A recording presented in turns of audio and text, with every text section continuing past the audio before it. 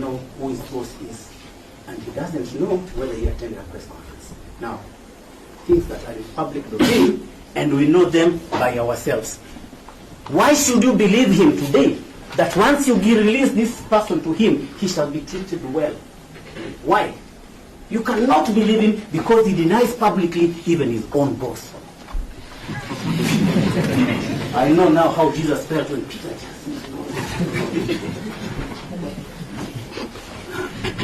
and then, Yona, if that is the position, and then they come and tell you, oh, this, the republic order and issues like that, and that the safety of this person depends on them keeping him in custody.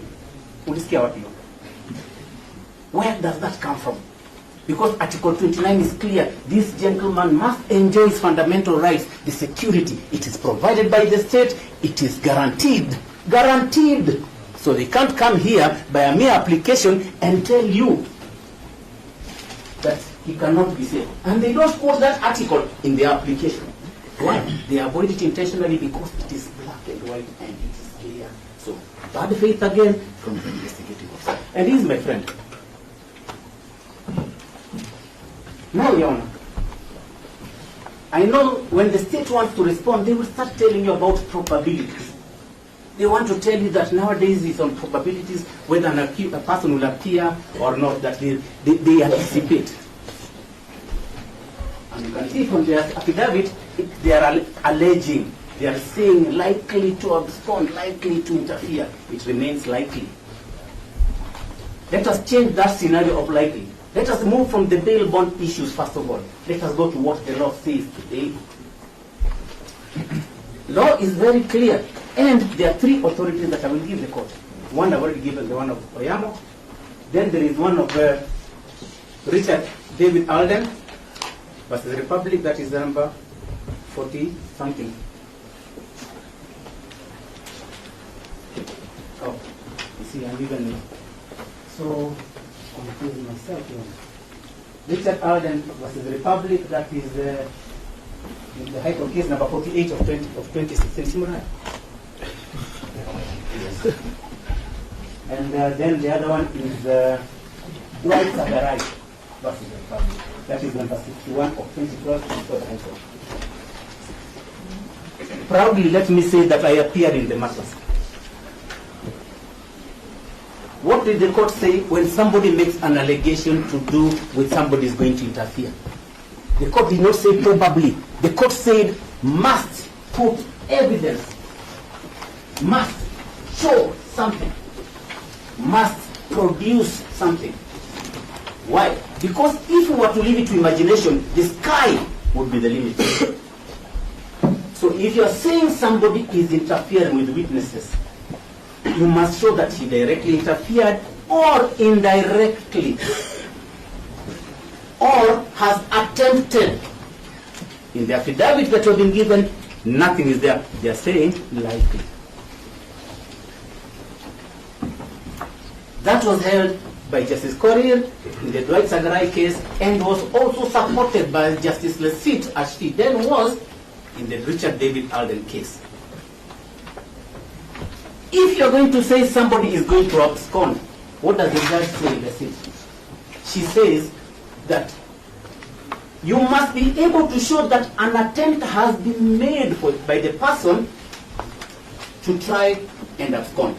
Not only that, maybe there's a ticket, plans of traveling, or arrangements made. So I'll ask you, Your Honor, and I will give you the answer. Have they given you that? Then the answer is no. Such that even in the case of Oyamo, when they are saying that public order and public interest and all that, the court in Oyamo versus the Republic, and this is a court of appeal case, and that is the law. What does it say? For you to say that there is public order, unrest, and all those things that they are saying, they must show. All this unrest that has been going on has not been because of the OCS.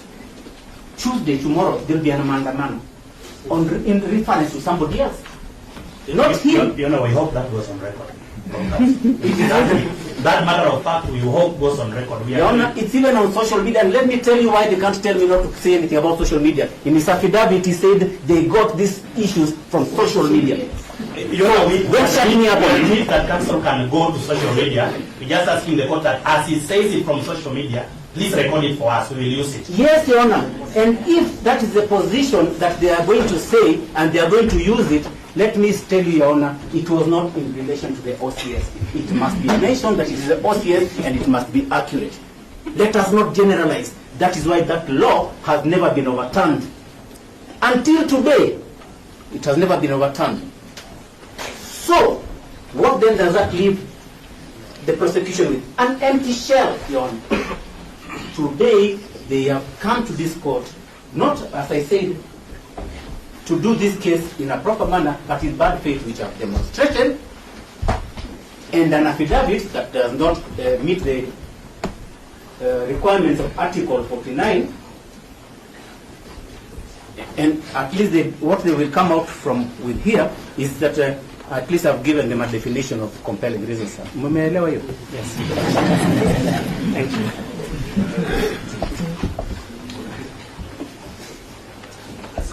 Let me read.